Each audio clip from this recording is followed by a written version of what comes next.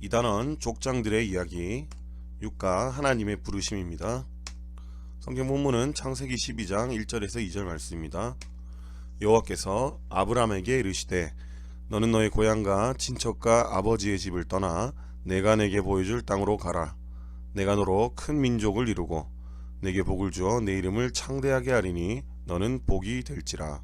창세기 12장 1절에서 2절 말씀입니다. 교육 목표입니다. 첫 번째는 하나님의 무조건적인 선택과 아브라함의 순종이 그를 위대한 사람이 되게 했음을 안다. 오늘 내용 가운데는 하나님의 조건 없는 선택입니다. 아브라함이 뭔가 특별했기 때문이 아니라 하나님의 주권적인 선택이 있었다. 그 가운데서 아브라함의 순종이 함께 잘 어우러져서 아브라함을 위대한 사람이 되게 했음을 아는 것입니다. 두 번째는 하나님을 아브라함을 불러 약속을 주시고 순종할 수 있는 믿음을 주셨음을 안다. 첫 번째에서 아브라함의 순종에 대해서 잠깐 다루었습니다. 그런데 그 순종 또한 하나님께서 주셨다는 것입니다. 순종할 수 있는 믿음을 하나님께서 주셨다. 언약을 맺으시는 하나님께서 그 언약을 지키고 순종할 수 있도록 아브라함에게 믿음을 주셨다. 결국 하나님의 무조건적인 선택 그리고 아브라함이 순종을 할 수 있도록 주신 믿음, 이 모든 것이 하나님의 주권적인 사역인 것을 아는 것입니다. 아이스 브레이크입니다. 성큼성큼 하나님께서 보여주실 땅을 한 걸음씩 나아간다.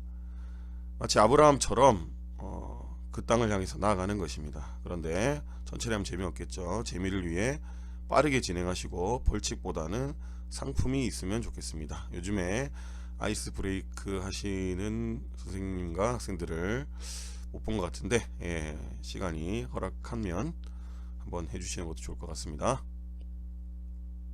숲으로 아브라함이 하란으로 간 까닭은 아브라함이 갈대아 우르에서 하란으로 간 이유는 하나님의 명령 때문입니다. 갈대아 우르와 하란은 어떤 곳이었나? 이 물음을 보니까 갈대아 우르와 하란이 마치 가까운 곳에 있는 것처럼 보이는데 지도를 보시면 갈대아 우르는 오른쪽 제일 끝입니다. 그리고 여기가 하란입니다. 거리를 살펴보니까 약 1000km. 저희 나라로 치면 부산과 서울을 왕복해야 되는 거리입니다. 약 500km가 되니까. 그래서 지금은 뭐 우리나라는 차를 타든지 기차를 타는데 이때는 유목생활을 했으니 빨리 갈 수가 없습니다. 사람이 시속 20에서 30km로 쉬지 않고 갔을 때 한 달에서 한 달 반이 걸린다고 합니다. 그래서 실제는 수개월이 걸렸겠죠. 수개월 동안 이렇게 이동했습니다. 그런데 갈대아 우르에서 하란으로 가서 끝이 아니라 이 가나안 땅까지 가는 것입니다. 어마어마한 거리를 갔다는 말씀이 됩니다. 자, 그런데 하나님의 말씀에 순종해서 갈대아 우르에서 너는 너의 고향과 친척과 아버지의 집을 떠나 내가 너에게 지시한 땅으로 가라. 지시한 땅이 어디입니까? 하란이 아닙니다. 가나안 땅입니다. 말씀이 조금 뭐가 안 맞는 것 같습니다. 그런데 우리 교사용 교재를 보시면 지속해서 고려신학대학원 기동현 교수님 책에 발췌한 내용이 있습니다. 이제 12장부터는 아브라함아 너는 내 앞에서 행하여 완전하라 라는 책입니다. 그 앞에 책은 창조부터 바벨까지 기동현 교수님이 창세기를 가지고 주석 시리즈를 내셨습니다. 그런데 이 안에 이것을 이렇게 정리를 합니다. 자, 창세기 11장 31절에서 32절을 보시면 데라가 그의 아들 아브람과 하란의 아들인 그의 손자 롯과 그의 며느리인 아브라함의 아내 사레를 데리고 갈대아인의 우르를 떠났습니다. 가나안 땅으로 가고자 하더니 그런데 바로 가지 않고 하란에서 거류했다라고 나오고 있습니다. 하란에 거주했다는 것입니다. 그러다가 데라가 나이가 205세가 되었을 때 하란에서 죽었다 라고 기록되어 있습니다. 정리를 하자면 아브람과 사라와 롯만이 아닙니다. 아버지 데라까지 함께 갈대아 우르를 떠났습니다. 그런데 바로 가나안으로 가지 않고 어디입니까? 하란에 머물렀다는 것입니다. 거기서 데라는 죽게 되었던 것입니다. 자, 그리고 이거는 창세기 11장 31절 32절이 아니라 사도행전입니다. 사도행전 7장 3절을 보시면 이렇게 기록되어 있는 것입니다. 스데반이 자신이 이제 순교를 당하기 전에 설교를 합니다. 근데 사도행전 7장 3절에 이렇게 나와 있습니다. 우리 조상 아브라함이 하란에 있기 전 메소포타미아에 있을 때, 메소포타미아 문명 그 안에 갈대아우르가 포함되어 있습니다. 영광의 하나님이 그에게 보여 이르시되 내 고향과 친척을 떠나 내가 내게 보일 땅으로 가라 하시니. 무슨 말씀입니까? 오늘 창세기 12장 1절에서 2절에서 하나님께서 아브라함에게 말씀하시기 전에 이미 갈대아 우르에서 한번 말씀하셨다는 것입니다. 하란에 있기 전 메소포타미아에 있을 때에, 지금 무엇입니까? 갈대아 우르에서 나타나셔서 아브라함에게 내 고향과 친척을 떠나 내가 내게 보일 땅으로 가라 라고 명령하셨고, 그 명령을 따라서 데라와 아브라함과 사라와 롯은 떠났다는 것입니다. 떠났는데 가나안을 바로 가지 않았습니다. 가나안을 바로 가지 않고 하란에 머물렀던 것입니다. 하란에 머물러서 어떻게 되었습니까? 하란에서 데라가 죽은 것입니다. 그리고 자연스럽게 창세기 11장 31절 32절 다음에 창세기 12장 1절이 등장을 하는 것입니다.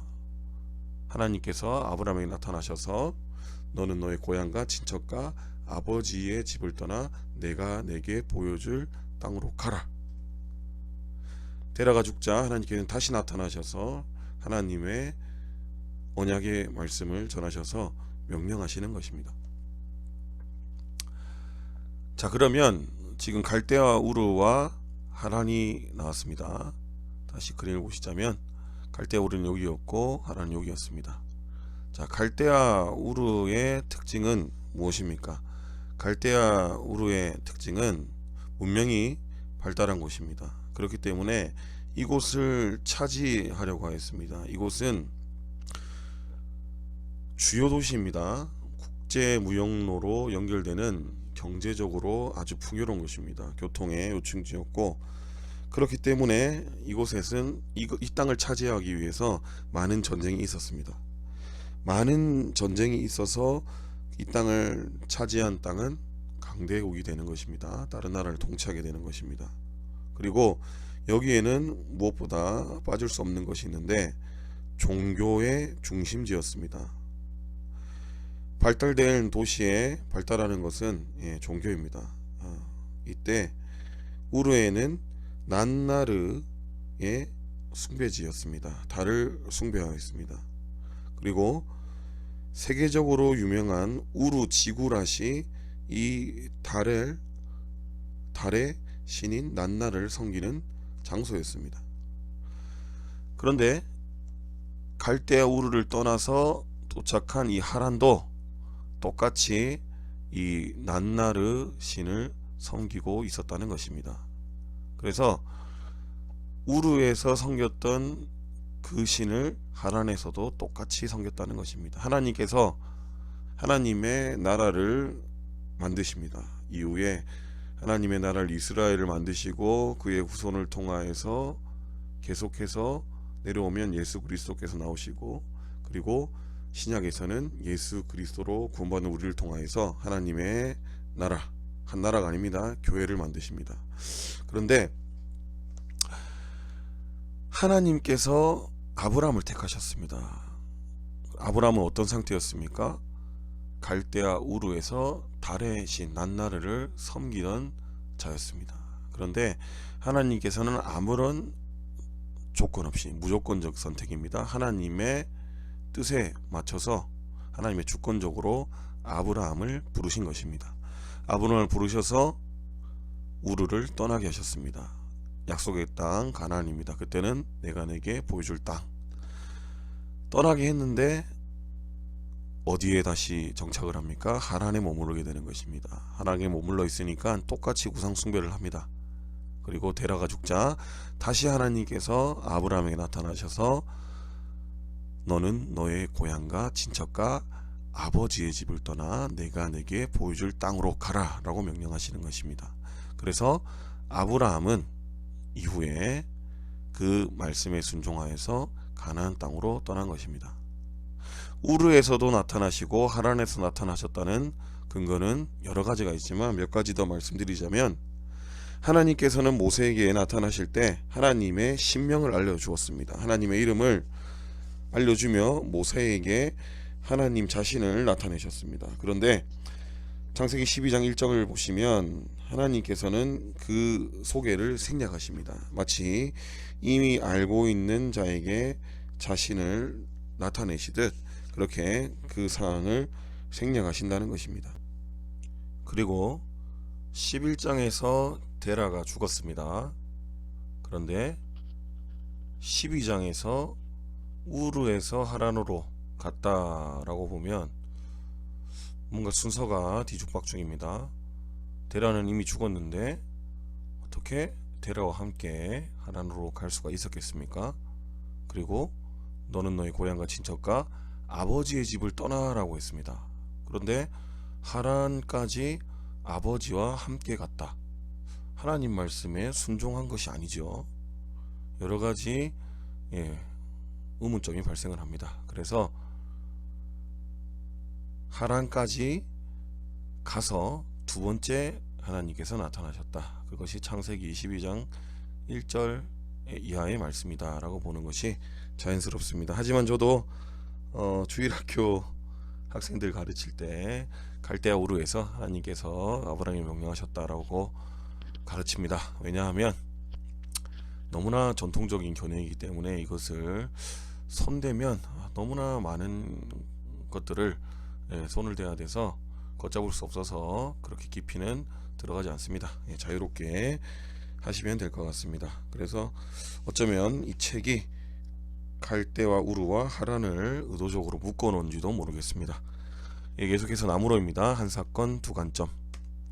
하나님의 관점과 아브라함의 관점입니다. 하나님의 관점은 어떤 관점입니까? 무조건적인 선택으로 아브라함을 부르신 것입니다. 그리고 아브라함의 관점은 믿음으로 순종한 것입니다. 아까 학습 목표에서 잠시 다루었습니다. 갈대아 우르와 하란에 있을 때 아브라함의 모습은 아까 우상을 섬겼다라고 말씀드렸습니다. 그 사회가, 그 환경이 우상을 섬길 수밖에 없는 환경이었습니다. 이렇게 우상을 섬기던 자를 하나님께서 하나님 나라를 만드시기 위해서, 그리고 장차 오실 메시아를 통하여서 주의 몸된 교회를 만드시기 위해서 하나님의 주권적으로 부르신 것입니다. 이런 하나님을 부르셔서 축복하신 하나님은 어떤 분이신가? 사람의 겉모양을 보고 부르시는 분이 아닙니다. 우리와 같지 않으십니다. 아브라함이 어떠한 이유 때문에 하나님의 부르심을 받았는가 라고 묻는 질문도 어리석은 질문입니다. 왜냐하면 하나님의 선택이기 때문입니다. 우리는 하나님의 선택에 대해서 우리가 어떤 의문을 가졌어도 안 됩니다. 받아들이고 믿는 것입니다. 하나님의 명령에 순종한 아브라함이 포기한 것은 고향 친척 아버지의 집입니다. 하나님께서 이것을 떠나라고 명령하셨습니다.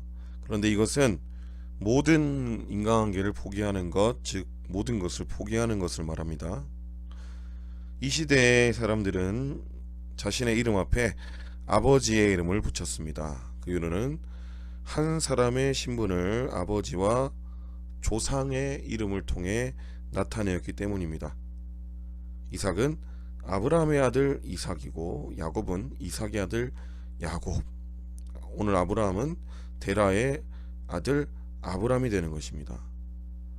이처럼 이 시대는 북의 중심의 가족 관계 그리고 이 안에 모든 것이 있었습니다.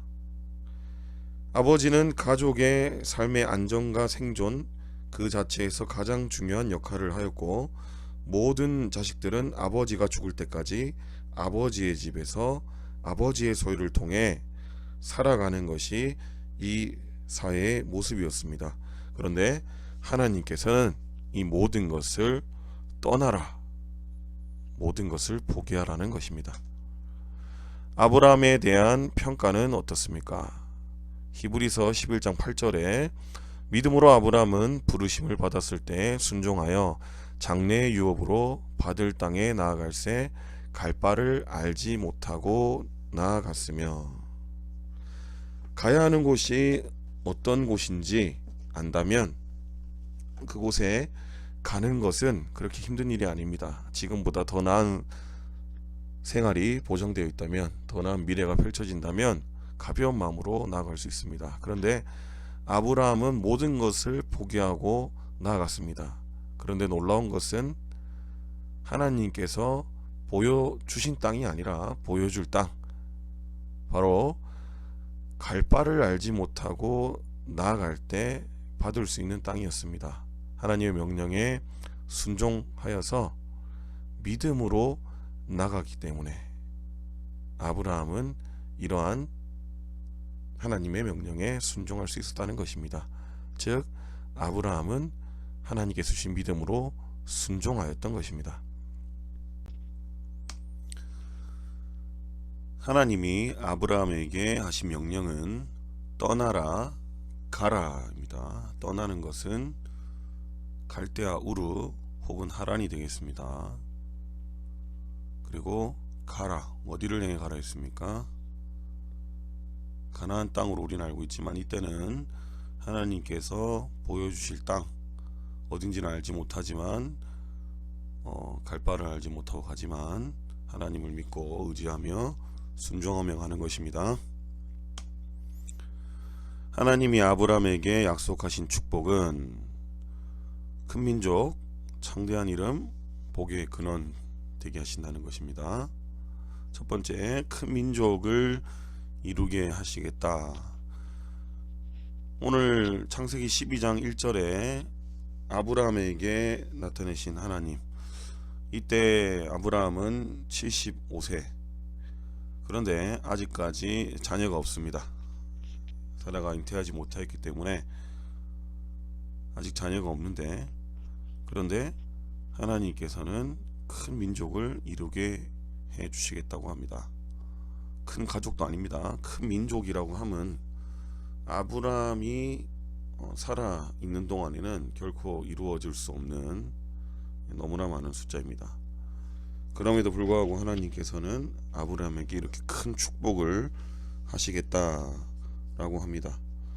자, 아브라함의 이때 상황에서 과연 이것을 어떻게 받아들였을까요? 자신은 늙었고 출산의 기능이 끝나버린 상황에 있는 자신의 아내, 이 축복을 어떻게 받아들였을까요? 하지만 하나님께서는 분명히 큰 민족을 이루게 해주시겠다라고 말씀하셨습니다.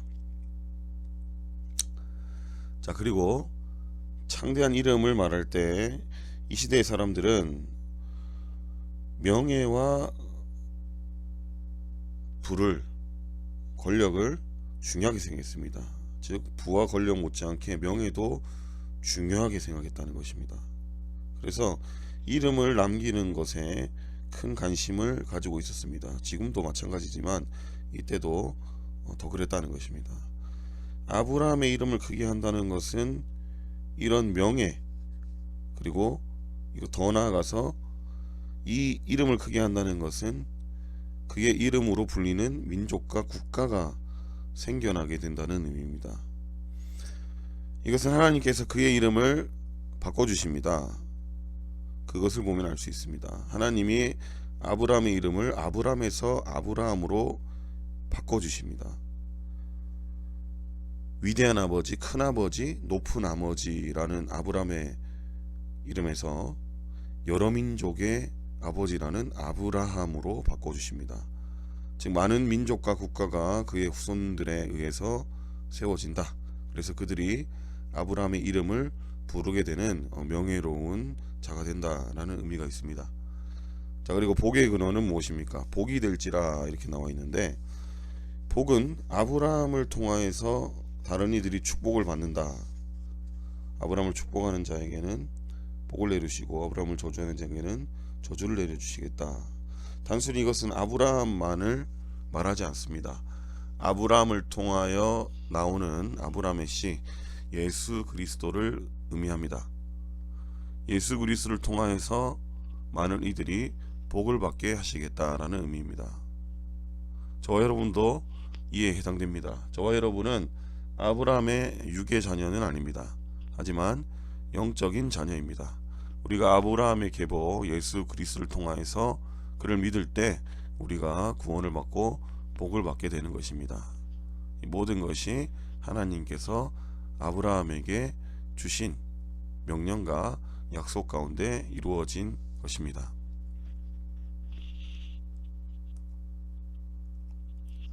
삶으로 live and go. 자, 지금 내가 떠나야 할 것은, 우리 친구들이 떠나야 할 것이 어디인지 한번 생각해 봤으면 좋겠습니다.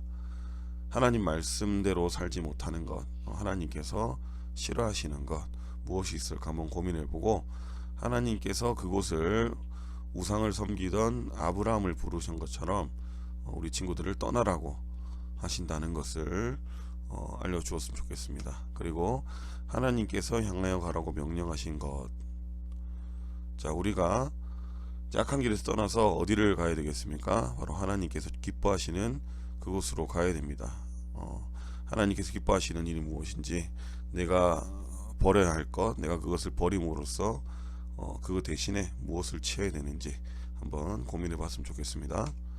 3번, 하나님의 명령에 순종할 때 나에게 주실 축복은, 하나님께 불순종할 때 우리는 심판과 저주를 받습니다. 하지만 하나님의 말씀에 순종하면 반드시 하나님께서 축복하여 주신다는 것입니다. 이것을 학생들에게 반드시 하나님께서는 우리 가운데 좋은 것으로 주시는 분이심을 우리가 잘 지도해야 될 것입니다.